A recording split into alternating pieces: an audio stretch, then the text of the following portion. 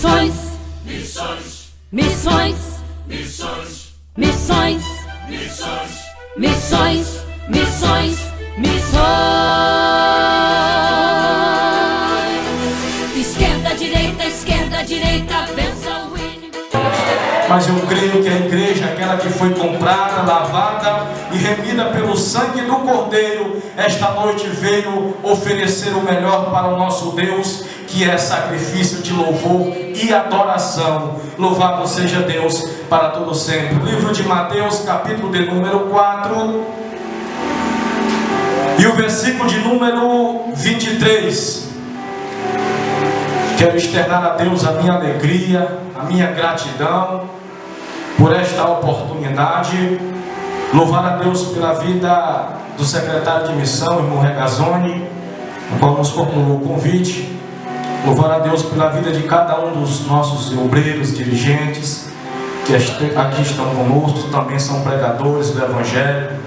Estivemos ali no povoado de Três Bocas, onde o irmão Adailson nos trouxe uma palavra lipense. Louvado seja Deus. Deus continue abençoando a sua vida, irmão Adailson. Para os irmãos que não conhecem, o irmão Adailson é fruto de missão. O irmão Adailson é fruto do evangelismo. Louvado seja Deus. E para os irmãos que também não sabem, o irmão Moisés também é fruto de evangelismo. O irmão Moisés é fruto da obra missionária. Louvado seja Deus. Entendemos que a responsabilidade é nossa de levar esta palavra. Os irmãos aqui não sabem, não sei se alguns sabem, acredito que alguns sabem, o que está acontecendo nos últimos dias. Recentemente a Rússia estará atacando a Ucrânia e várias pessoas estão sendo mortas ali naquele país. Quem sabe pessoas estão morrendo ali sem ter ouvido a mensagem de Jesus Cristo. Mas quando eu olho para o que está acontecendo nos últimos dias, é a Bíblia se cumprindo, porque a Bíblia já tem anunciado que no fim, ou na verdade no princípio do fim, nações se levantariam contra nações, pai contra filho, filho contra pai, e é o que está acontecendo. E a mensagem que eu quero trazer para a igreja de Cristo Jesus nesta noite, que o Senhor colocou no meu coração, é acerca da reflexão que os dias estão se findando. Não é mais tempo de brincar, não é mais tempo de ficarmos acomodados, mas é tempo de anunciar esta palavra, porque Jesus Cristo está voltando. Louvado seja Deus. E é nesta palavra que nós confiamos e acreditamos que Jesus Cristo está voltando. Louvado seja Deus. Os irmãos encontraram o livro de Mateus, capítulo de número 4 e o versículo de número 26, vai nos dizer assim: e percorreu Jesus toda a Galileia, ensinando nas sinagogas e pregando o evangelho do reino, e curando todas as enfermidades e moléstias entre o povo. Versículo 24: e a sua fama correu por toda a Síria, e traziam-lhe todos os que padeciam, acometidos de várias enfermidades e tormentos, e os endemoniados, os lunáticos e os paralíticos, e ele os curava. Louvado seja Deus. Somente, irmãos, em Cristo Jesus, quando olhamos para a Bíblia Sagrada acerca da vida missionária de Jesus Cristo, vamos encontrar aqui vários obstáculos para que essa obra missionária acontecesse. O primeiro obstáculo vai acontecer no nascimento de Jesus, porque a Bíblia vai dizer, está dizendo melhor, dizendo que ele vai nascer em uma cidadezinha pequena, em Belém da Judéia. Mas Jesus Cristo foi criado em uma outra cidade por nome de Nazaré, uma cidade bem pequena. E se olharmos para a história desta cidade, cerca de aproximadamente um pouco mais de 300 pessoas habitavam naquele lugar. Era uma cidade pequena, uma cidade pobre, em que a maioria da sua população era miserável, um termo mais vulgar. Mas também vai dizer que uma boa parte da população era de agricultores. Era uma cidade pobre e pequena. Aí quem sabe as pessoas olhavam e diziam: certamente este não é o Messias, o Filho de Deus, porque nasceu uma manjedoura, porque as pessoas estavam olhando mais para a aparência. Agora Jesus Cristo vai levá-lo para a cidade de Nazaré, onde ali é criado. Mas a Bíblia não vai relatar a infância de Jesus, porque vamos encontrar na Bíblia Sagrada ela falando de Jesus quando ele estava com seus 12 anos de idade, quando ele vai aparecer ensinando entre os doutores no templo. Mas o que eu quero trazer para a igreja nesta noite é acerca de duas palavras importantíssimas, a qual Jesus Cristo se importou em falar, que é o arrependimento e o reino de Deus. A mensagem de Jesus Cristo era sobre o arrependimento. Quando olhamos para o livro de Mateus, no capítulo de número 13 e o versículo de número 54, Jesus Cristo vai aparecer na sinagoga pregando este evangelho, pregando esta palavra. E a palavra de Jesus Cristo era acerca do arrependimento de pecado, acerca da mudança de vida, acerca da transformação e da regeneração dos seus atos. Mas Jesus Cristo aqui vai encontrar outro obstáculo para pregar esta palavra. E nós entendemos que, segundo os costumes dos judeus, a cúpula judaica era composta por 3 classes de pessoas poderosas e influentes na população. Outro dia, conversando com Moisés acerca dos costumes judaicos, acerca da obra missionária de Jesus Cristo e acerca do que Jesus Cristo pregou. Mas vamos encontrar aqui essas 3 classes de pessoas poderosas, que eram os anciãos, os escribas e os fariseus. E segundo a história, essa classe de pessoas era uma classe poderosa, porque eles tinham poder e influência, seja no quesito religioso ou no quesito governamental. E quando Jesus Cristo vai aparecer aqui falando acerca do arrependimento de pecado, da mudança de vida, da transformação, os fariseus começaram a indagar Jesus acerca do que ele estava pregando. E a Bíblia está dizendo que eles buscaram, perseguiram e tentaram matar Jesus quando ele começou a pregar. Mas olhando para a Bíblia Sagrada, eles não acharam brecha. Não é porque eles não encontraram uma situação, não, mas era para se cumprir aquilo que foi escrito, porque ainda não era chegada a hora. Jesus Cristo não se limitou para pregar este evangelho acerca do arrependimento de pecado, e ele foi pregar justamente na sinagoga, que é onde existiam as pessoas conhecedores, pessoas intelectuais, pessoas que se diziam conhecedores da lei e deste evangelho. Aí quem sabe muitas das vezes os irmãos têm se prendido de anunciar o evangelho, muitas das vezes porque não tem um conhecimento avançado, muitas das vezes porque não tem uma voz bonita. Eu já vi gente dizer: não, eu não vou porque eu tenho vergonha. Eu tenho vergonha de falar de Jesus. Manda lá o irmão. Mas eu olho para a Bíblia Sagrada e eu vou encontrar a autoridade que o próprio Jesus Cristo deu aos discípulos. Porque antes mesmo de Jesus subir ao céu, ele disse: eis que eu vos dou poder e autoridade para expulsar demônios, para pisar em serpentes e escorpiões. A autoridade a qual Jesus Cristo aqui estava dizendo, ele estava dizendo para os discípulos: podem ir e pregar esta palavra, porque eu me responsabilizo. Pode pregar no âmbito do macumbeiro, que eu me responsabilizo. Pode entrar no campo de guerra, que eu me responsabilizo, porque eu estou dando a voz, poder e autoridade no Espírito Santo de Deus. E eu confesso para os irmãos que não é fácil, a responsabilidade é muito grande. Mas estamos vivendo em um tempo em que nós estamos nos acomodando dentro do templo. Estamos vivendo uma época que podemos dizer, os filósofos estudiosos chamam de tempo templocêntrico, porque as pessoas estão presas no templo. Mas como é que nós vamos anunciar este evangelho, irmão Miliano, se não há quem ouça este evangelho? não há quem vai ouvir este evangelho. Aí a Bíblia Sagrada vai falar de um homem, eunuco, que era um mordomo. O irmão Miliano conhece. Ele era o superintendente dos tesouros da rainha.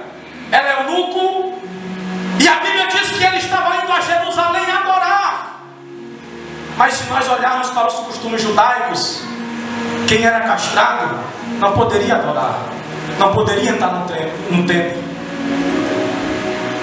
Mas a Bíblia está dizendo que aquele homem, quando ele retorna de Jerusalém, ele vai se assentar no seu carro e começa a ler o livro de Isaías.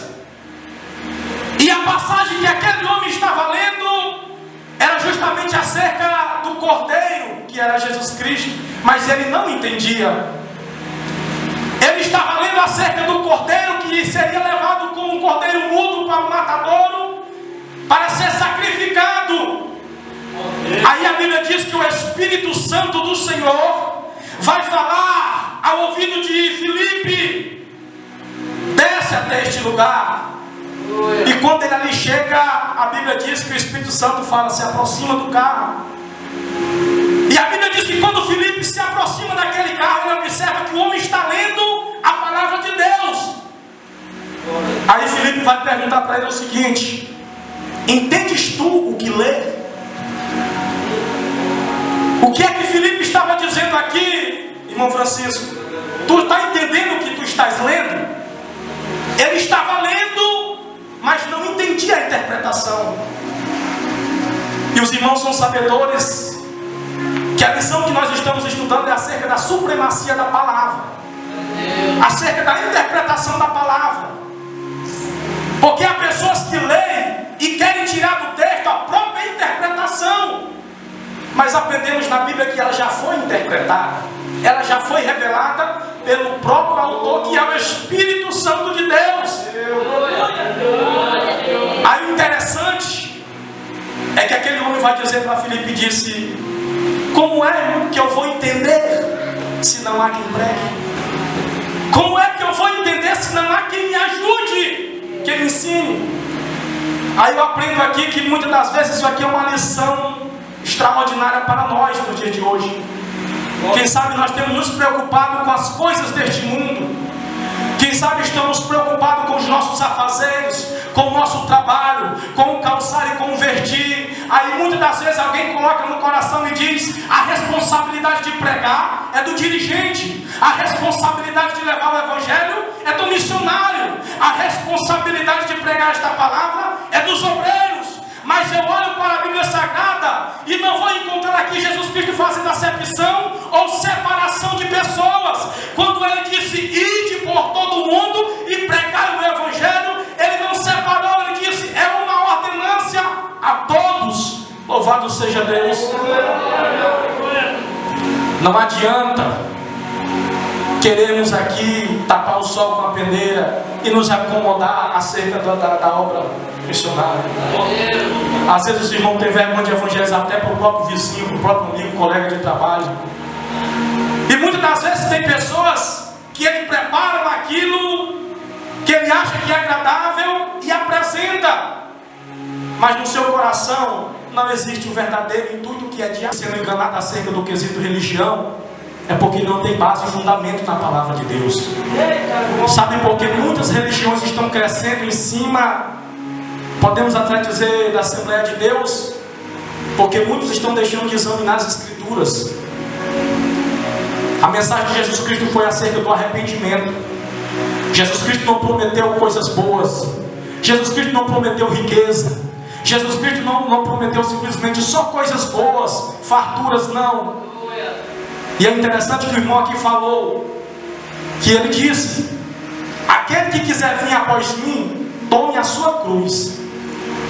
Aí a gente se pergunta: o que é que Jesus Cristo quis dizer acerca, tome a sua cruz e siga-me? A cruz aqui está simbolizando dor. A cruz está simbolizando perseguição. A cruz aqui está simbolizando críticas. Vão se levantar e dizer que você não canta bem, que você não tem uma afinação, que você não sabe se expressar. Quem sabe o irmão vai pregar e vai dizer. Aí o camarada do lado disse: rapaz, não sabe nem falar. Mas aí Jesus está dizendo: pregue o Evangelho. Pregue a simplicidade do Evangelho. Jesus Cristo estava perante os doutores, porque essas três classes de pessoas aqui a qual eu falei, os anciãos, eram os responsáveis a dar conselho para a sociedade, porque eles estavam vivendo debaixo de uma lei, que era na verdade a legislação daquele povo. Os anciãos eram responsáveis por isso, eram eles que aconselhavam o povo. Os escribas eram os intelectuais, conhecedores de tudo, da lei, da ciência, de tudo. Eles dominavam o povo. E os fariseus eram os conhecedores que guardavam, segundo eles, a lei. E todos aqueles que infringiam a lei tinham que ser punidos. Aí Jesus Cristo vai aparecer no meio deles, falando acerca: arrependei-vos e crede no Evangelho. Jesus Cristo vai aparecer dizendo que todo aquele que não renunciar a si mesmo, às suas obras, às suas ações, de seguir a mim, tomar a sua cruz e me seguir, não é digno. Aí Jesus Cristo vai dizer: todo aquele que não fizer a sua confissão com a sua própria boca, com o seu coração crer para a justiça, de maneira alguma entrará no reino de Deus. Mas o que me chama aqui acerca da mensagem de Jesus Cristo, acerca do arrependimento e do reino de Deus, que até mesmo os discípulos que estavam andando com Jesus ainda não tinham entendido acerca do reino de Deus. Porque se nós olharmos para a Bíblia Sagrada no livro de Atos, se não me engano, quando ela vai falar acerca da mulher samaritana, observe aqui que quando Jesus Cristo se encosta no poço, outras versões dizem que ele se assentou, e os discípulos foram até a cidade para comprar mantimentos, e eles foram. Mas a cidade de Samaria era uma cidade muito complicada, porque Jesus era judeu, e o povo judeu não se comunicava com os samaritanos. Aqui nós encontramos outros obstáculos que Jesus enfrentou para evangelizar. Aí às vezes tem gente que tem vergonha de evangelizar para o irmão. Rapaz, esse camarada, ele é muito inteligente, ele é intelectual. Se eu começar a falar aqui, ele vai me fazer pergunta que eu não sei. Mas eu olho para a Bíblia Sagrada e vou encontrar a Bíblia dizendo que o princípio da sabedoria não é discordar, o princípio da sabedoria não é ser ousado, mas o princípio da sabedoria é o quê? É o temor a Deus. Porque se você teme a Deus, confia no Senhor Deus, a autoridade está sobre a sua vida. O próprio Jesus Cristo mesmo nos deu essa autoridade. E essa sabedoria nós vamos encontrar na palavra. Não estou dizendo aqui que devemos nos limitar a simplesmente ler a Bíblia. É muito bom sim buscar conhecimento para sabermos explicar acerca da palavra de Deus. Porque a própria Bíblia vai dizer que nós temos que crescer no conhecimento da graça, mas também do conhecimento, fortalecei-vos no conhecimento e na graça. Credes no Evangelho para o arrependimento de pecado. Louvado seja o nome do Senhor. Os ensinamentos de Jesus Cristo, a qual a Bíblia vai nos mostrar, nos relatar, nos contar acerca do que escreveu os evangelistas Mateus, Marcos, Lucas e João. Quando falamos em Evangelho, significa dizer que é a vida de Jesus ou as ações de Jesus. Evangelho significa isso, é falar de Jesus, é as boas novas de salvação. Louvado seja o nome do Senhor. Quando olhamos para a Bíblia Sagrada, os servos, eu achei interessante aqui o Edilson dizer que quando o rei manda tem que ser obedecido. Eu aprendi na Bíblia que nós não somos melhor do que ninguém. Nós não somos melhor do que ninguém. Todos nós que aqui estamos, nós somos simplesmente uma coisa: servos. E quem é servo tem que servir. Se o rei nos chamou, faça a diferença. Pregue esta palavra, pregue este evangelho. Louvado seja Deus. A responsabilidade é nossa de pregar esta palavra. Eu olho para aqui, tem alguém que não é crente em nosso meio, alguém que não é evangélico em nosso meio? Alguém que ainda não fez a sua confissão de pecados, reconhecendo que precisa de Jesus, não tem. Todos nós aqui conhecemos a palavra. Aí a pergunta que fica é: como iremos pregar se não há quem vai ouvir a palavra? Precisamos pregar a tempo e a fora de tempo. Não adianta ficarmos limitados ao tempo. Adorar só no templo, pregar só no templo.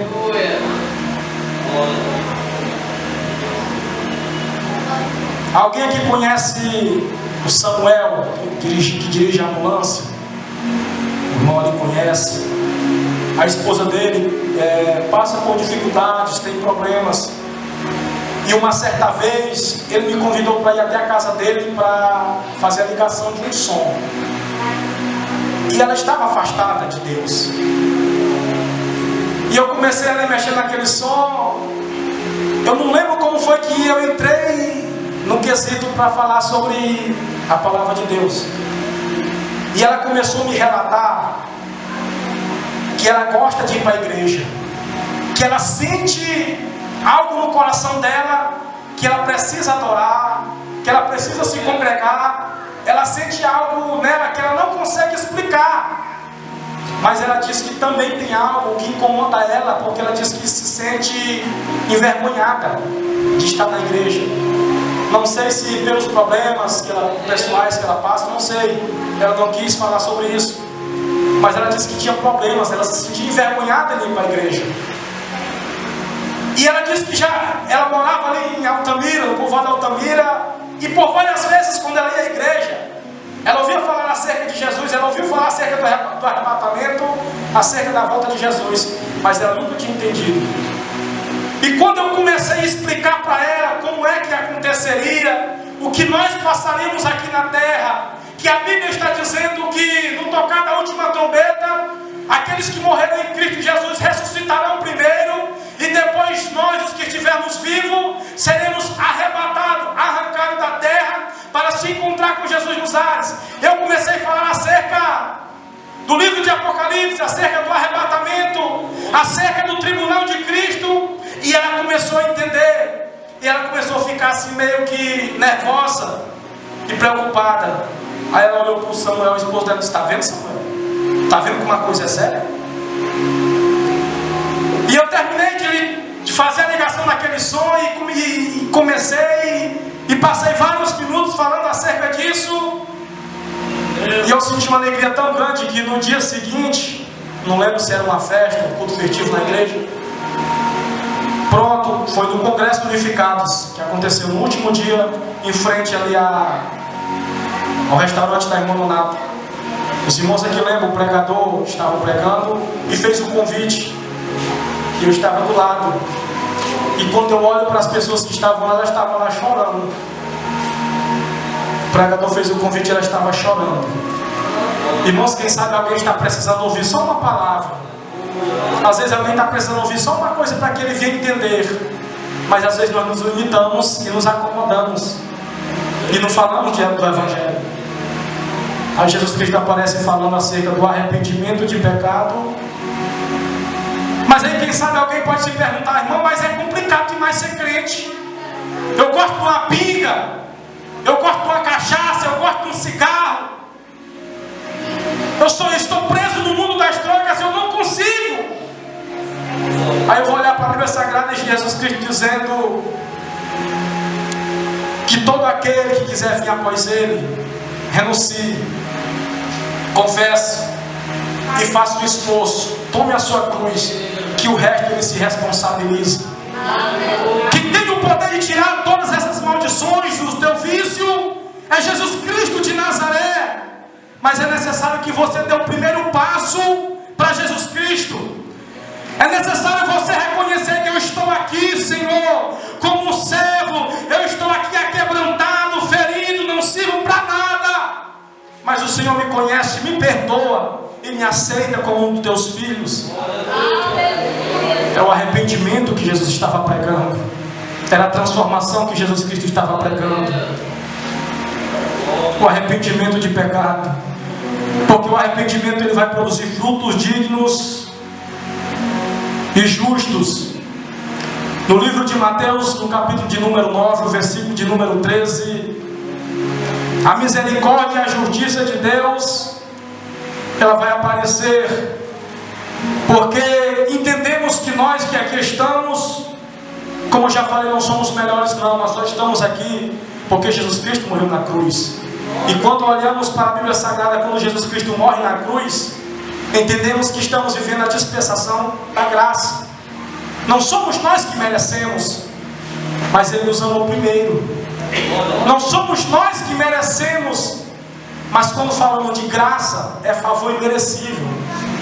Nós não merecíamos estar aqui, mas por amor do Senhor nosso Deus, Ele nos escolheu, Ele nos amou, Ele nos chamou. E quando o Senhor nos chama, é necessário que o homem venha estar atento a ouvir a voz de Deus. Quando o Espírito Santo vai falar com Filipe, ele estava atento a ouvir a voz de Deus. Quando o apóstolo Paulo ali estava dizendo para ele: não vá para Jerusalém, que tu vais ser morto. Não vá para Jerusalém, que lá tu vais ser apedrejado. Quem sabe tu vais ser chicoteado. Aí o ouvido de Paulo estava atento a ouvir a voz do Espírito Santo. E o Espírito Santo estava dizendo: vai, porque tem alguém morrendo. Vai, porque tem alguém precisando ouvir a mensagem de arrependimento. E quando a mensagem chega, há alegria. No livro de Apocalipse, no capítulo de número 13, o versículo 19: sede, pois, zeloso, todos quanto o amam, sede, pois, zeloso, e arrepende-te. Louvado seja o nome do Senhor. Missões, Missões, missões, missões, missões, missões, missões, missões, missões. Esquerda, direita, vença o inimigo. Esquerda, direita, faça evangelismo. Esquerda, direita, pregue as nações. Esquerda, direita,